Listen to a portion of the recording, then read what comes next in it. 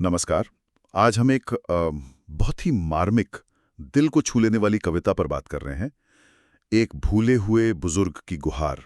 ये कविता, जैसा कि नाम से ही जाहिर है, एक अकेले, थोड़े उपेक्षित से बुजुर्ग की भावनाओं को सामने रखती है। आज हम इसी तस्वीर को थोड़ा और समझने की कोशिश करेंगे। जी बिल्कुल। और ये समझना जरूरी भी है, क्योंकि ये सिर्फ एक कविता नहीं, समाज का एक आईना भी है।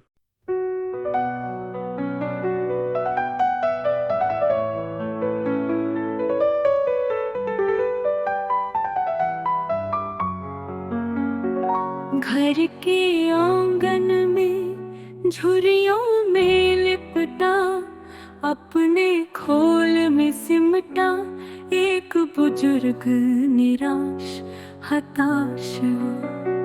घर के आंगन में झुर्रियों में लिपटा, अपने खोल में सिमटा एक बुजुर्ग निराश हताश। बैठा हुआ था ऐसे ज्ञान हासिल कर, किसी किताब को जैसे। बैठा हुआ था ऐसे ज्ञान हासिल कर, किसी किताब को जैसे रख दिया गया हो एक कोने में। किसी किताब को जैसे रख दिया गया हो एक कोने में। घर वालों को कुछ भी फर्क नहीं उसके होने या न होने में। घर वालों को कुछ भी फर्क नहीं उसके होने या न होने में। घर वालों को कुछ भी फर्क नहीं उसके होने या ना होने में।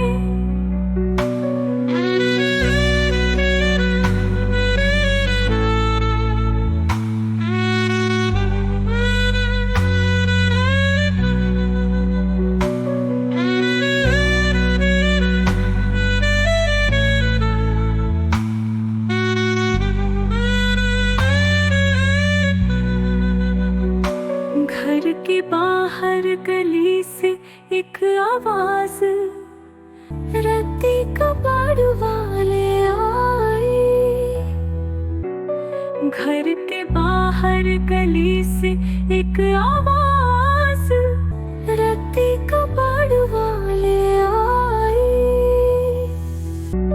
आंगन में बैठा बुजुर्ग कांपती आवाज में बोला, मुझे उठा ले भाई, मुझे उठा ले भाई, मुझे उठा ले।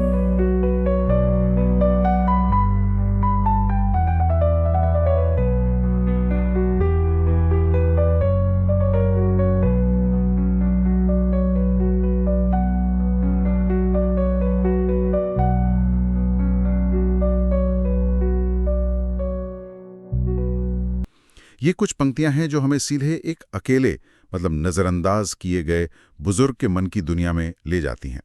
तो चलिए इस कविता की परतों को जरा खोलते हैं, देखते हैं कि ये शब्द हमें कहाँ तक ले जाते हैं।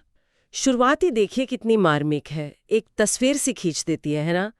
घर के आंगन में झुर्रियों में लिपटा, अपने खोल में सिमटा, निराश हताश एक बुजुर्ग। पहली ही लाइन से एक भारीपन सा महसूस होता है, अलगाव। बिल्कुल। ये सिर्फ उदासी नहीं है, ये एक गहरा अलगाव है।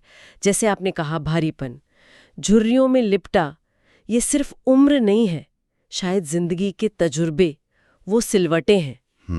और अपने खोल में सिमटा, ये शारीरिक रूप से सिकुड़ने के साथ साथ वो भावनात्मक रूप से भी दुनिया से कट जाना दिखाता है। हाँ, जैसे कोई खुद को समेट ले। सही, जैसे खुद को बचाने की कोशिश हो, या फिर बस निराशा और हताशा तो है ही।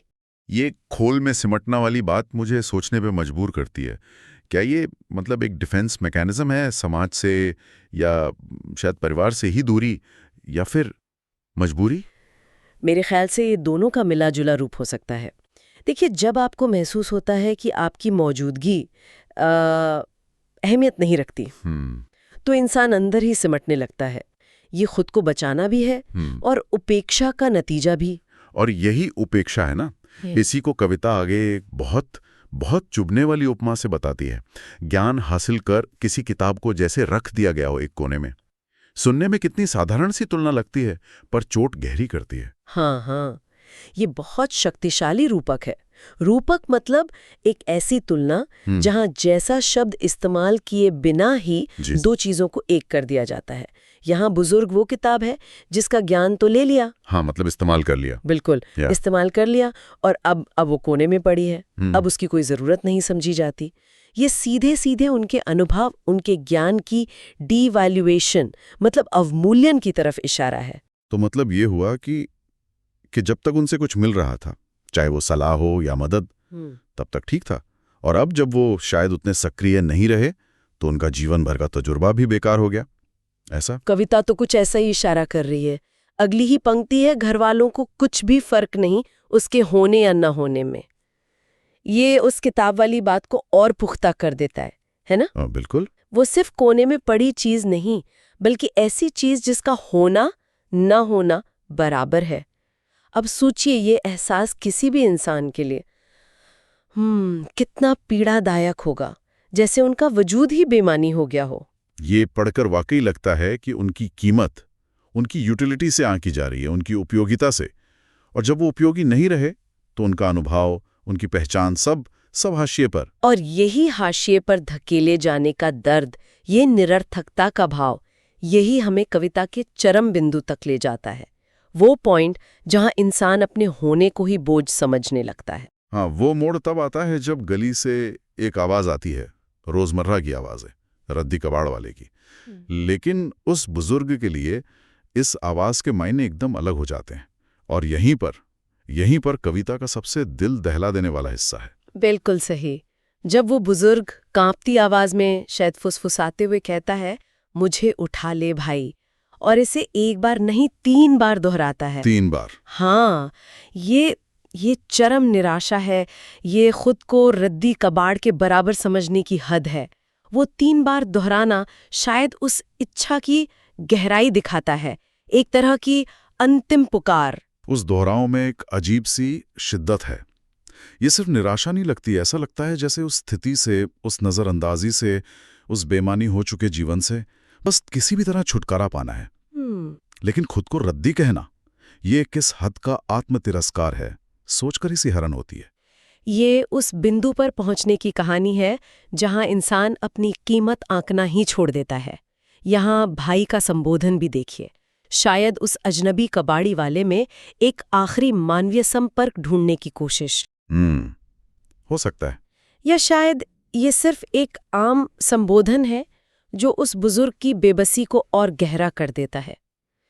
ये पंक्तियां हमें सोचने पर मजबूर करती हैं कि क्या हम समाज या परिवार अनजाने में ही सही अपने बुजुर्गों को इस मानसिक स्थिति तक पहुंचाने में कोई भूमिका निभा रहे हैं।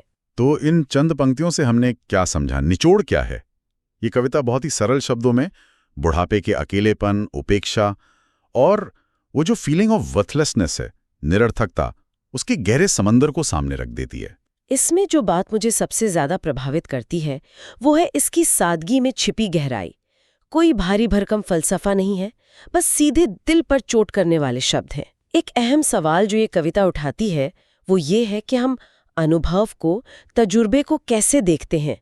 क्या सिर्फ तब तक जब तक वो हमारी किसी जरूरत को पूरा करे, या उसका अपने आप में भी कोई मूल्य है? हाँ, बिल्कुल। कविता खत्म होती है उस बुजुर्ग की खुद को रद्दी की तरह उठवा लेने की पुकार पर, और ये हमें एक बहुत असहज करने वाले विचार के साथ छोड़ जाती है कि जब किसी इंसान के जीवन भर के अनुभव और ज्ञान को एक कोने में पड़ी पुरानी किताब या रद्दी के ढेर जैसा मान लिया जाए, तो उस इंसान की आत्मा पर क्या गुजरती होगी, और ये हमारे समाज के बारे में क्या कहता है?